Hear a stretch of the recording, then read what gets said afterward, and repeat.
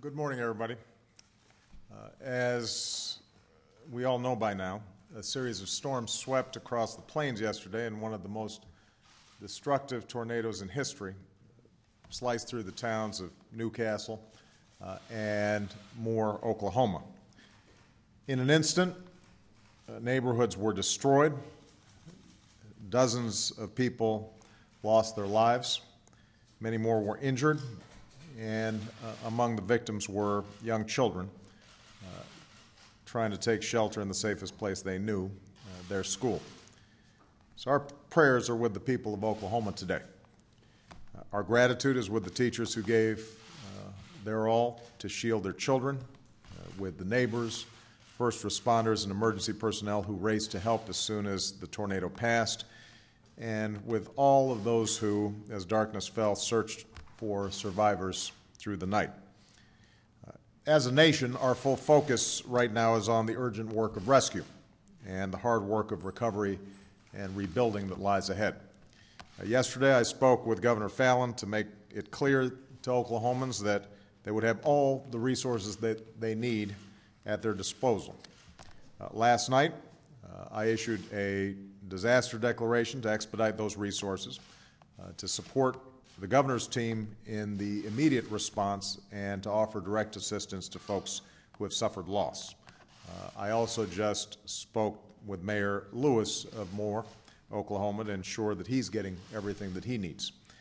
I've met with Secretary of Napolitano this morning and my Homeland Security and Counterterrorism Advisor, Lisa Monaco, to underscore that point, that Oklahoma needs to get everything that it needs right away.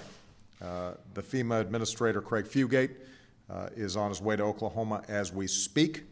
FEMA staff was first deployed to Oklahoma's Emergency Operations Center on Sunday as the state already was facing down the first wave of deadly tornadoes. Yesterday, FEMA activated urban search and rescue teams from Texas, Nebraska, and Tennessee to assist in the ongoing search and rescue efforts, and a mobile response unit to boost communications and logistical support. So the people of Moore should know that their country will remain on the ground, there for them, beside them, as long as it takes. For there are homes and schools to rebuild, businesses and hospitals to reopen, their parents to console, first responders to comfort, and, of course, frightened children who will need our continued love and attention.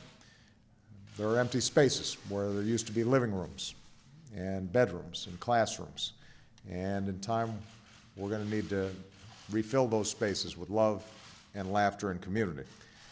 We don't yet know the full extent of the damage from this week's storm.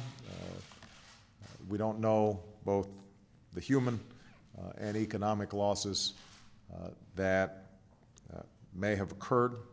We know that severe rumbling of weather, bad weather, through much of the country still continues, and we're also preparing for a hurricane season that begins next week. But if there is hope to hold on to, not just in Oklahoma but around the country, it's the knowledge that the good people there and in Oklahoma are better prepared for this type of storm than most, and what they can be certain of is that Americans from every corner of this country will be right there with them, opening our homes, our hearts to those in need, because we're a nation that stands with our fellow citizens as long as it takes. We've seen that spirit in Joplin and Tuscaloosa. We saw that spirit in Boston and Breezy Point. And that's what the people of Oklahoma are going to need from us right now. For those of you who want to help, you can go online right now to the American Red Cross, which is already on the ground in Moore. Already we've seen the University of Oklahoma announce that it will provide housing for displaced families. We've seen local churches and companies open their doors and their wallets. And last night, the people of Joplin dispatched a team to help the people of Moore.